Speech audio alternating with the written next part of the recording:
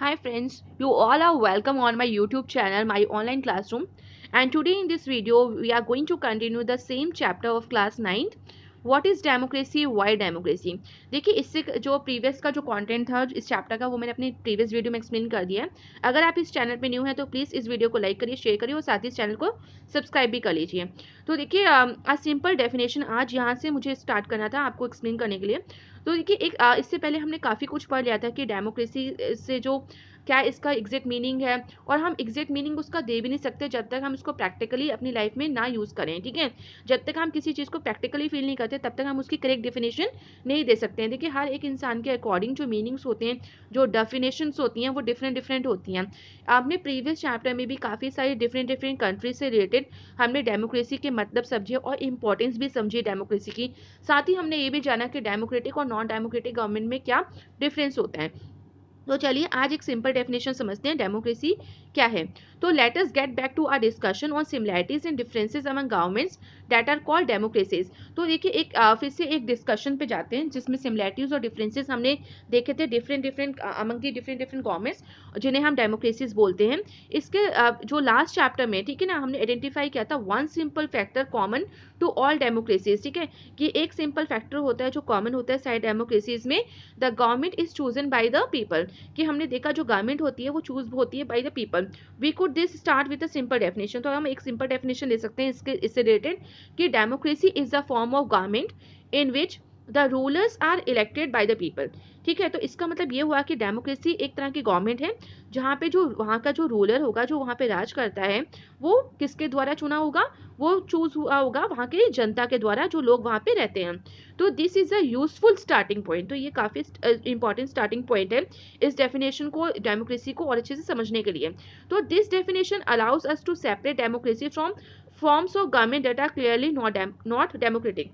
तो अगर आपसे कोई पूछे कि डिफरेंस क्या होता है डेमोक्रेटिक और नॉन डेमोक्रेटिक कंट्रीज में, तो आप ये पॉइंट बोल सकते हो कि डेमोक्रेसी जो होती है वहाँ पे जो गवर्नमेंट जो होती है एक तरह की गवर्नमेंट जहाँ का जो रूलर होता है वो इलेक्टेड होता है। ठीक है, और नॉन डेमोक्रेटिक में वो नॉट इलेक्टेड होता है बाय द पीपल। तो इस तरह से आप एक डिफरेंस बोल सकते हो। फिर देखिए the army rulers of Myanmar are not elected by the people. हमने ये चीज प्रीवियस चैप्टर में पढ़ी थी the democracy in the contemporary world. वहाँ का ये कॉन्सेप्ट यहाँ पे दिया है कॉन्टेंट, मैंने आपको एक्सप्लेन भी किया था अपनी प्रीवियस वीडियो में। तो देखिए वहाँ जो आर्मी रूलर्स होते थे म्यांमार के, वो तो लोगों के द्वारा चुने होते नहीं थे। तो क्या म्यांमार एक डेमोक्रेटिक कंट्री है या नहीं है? तो those who happen to be in control of the army become the rulers of the country। तो कई जगह हमने ये चीज देखी है कि किस तरह से जो मिलिट्री की हेल्प से काफी ज्यादा जो मिलिट्री के जो चीफ होते हैं वो रूलर बन जाते हैं कंट्री के। तो क्या हम उसे डेमोक्रेसी बोल सकते हैं या नहीं बोल सकते हैं? पीपल हैव नो से इन दिस डिसीजन। और जो वहाँ की जनता होती है वो इस तरह के डिसीजन में कुछ बोल ही नहीं सकती है।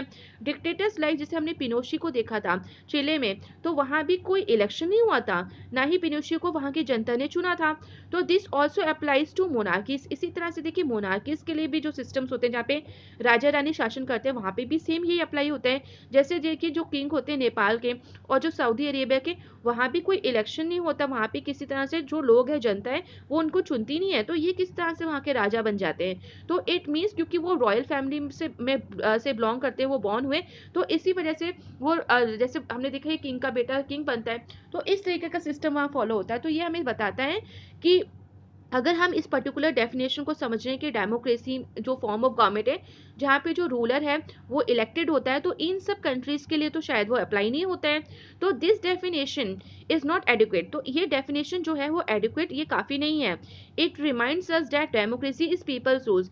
हमें ये तो ये रिमाइंड करती है हमेशा इस ये जो डेफिनेशन ये रिमाइंड कराती है कि डेमोक्रेसी जो होती है वहाँ पे लोगों का शासन होता है, यानी जनता का शासन होता है। But if we use this definition in an unthinking manner, we would end up calling almost every government that holds an election a democracy. That would be very misleading। तो इस तरह से अगर हम इसी डेफिनेशन को अच्छे से अगर देखें और अनथिंकिंग मैनर में अगर इसको हम समझें तो हम तो समझेंगे कि कोई भी जो गवर्नमेंट है वहाँ पे अगर इलेक्शन होल्ड होता है तो वो डेमोक्रेटिक होती है। तो ये चीज़ तो करेक्ट नहीं है, ये आपको काफ़ी मिसलीड भी कर सकता है। तो इसलिए देखिए आगे आप चैप्टर 4 में भी इसके बारे में पढ़ेंगे कि जो भी गवर्नमेंट होती है कंटेम्प्रेरी वर्ल्ड में, देखिए कंटेम्प्रेरी का मतलब होता है मॉडर्न वर्ल्ड में यानी प्रेजेंट टाइम में, वर्ल्ड वांट्स टू बी, हर कोई कंट्री अपने आप को चाहती है कि वो डेमोक्रेटिक कहलाए, ठीक है। वो दुनिया में हर जगह लोग उसको कहें कि नहीं, इस कंट्री में तो डेमोक्रेसी है। तो ऐसा क्यों है, क्यों लोग चाहते हैं कि उनकी कंट्री डेमोक्रेटिक गवर्नमेंट कहलाए, या वहाँ के रूलर चाहते हैं कि हमारी कंट्री में किस तरह का सिस्टम हो, डेमोक्रेटिक हो, और लोग जो है दूसरे देशों के वो ये समझें कि हमारी कंट्री में तो डेमोक्रेसी फॉलो होती है। तो ऐसा क्यों चाहते हैं? आई थिंक कि कुछ अच्छी बातें ही होती होंगी डेमोक्रेसी में, जिसकी वजह से जो बाकी के जो देश हैं जो नॉन डेमोक्रेटिक को फॉलो करते हैं, नॉन डेमोक्रेसी को, बट वो भी चाहते हैं कि उनकी कंट्री जो है वो डेमोक्रेटिक कंट्री कहलाए। तो ये हमें बहुत समझने की बात है कि हमें डिस्टिंग्विश करना आना चाहिए कि किस कंट्री में किस जो गवर्नमेंट है वो डेमोक्रेटिक है या नॉन डेमोक्रेटिक है। तो इसके बारे में भी हम काफ़ी कुछ समझेंगे और हम इस पूरी डेफिनेशन को अच्छे से समझेंगे, और इसके साथ ही हम इसके फीचर्स को भी जानेंगे कि डेमोक्रेटिक गवर्नमेंट क्या होती है, क्या इसके इंपॉर्टेंट फीचर्स होते हैं। क्योंकि अब जब आपका नेक्स्ट जो कॉन्सेप्ट आएगा वो इसी से रिलेटेड है कि फीचर्स ऑफ डेमोक्रेसी क्या होते हैं। ठीक है, तो आई होप यहाँ तक आपको क्लियर हो गया होगा। So thank you everyone, and please like share subscribe this channel for more updates.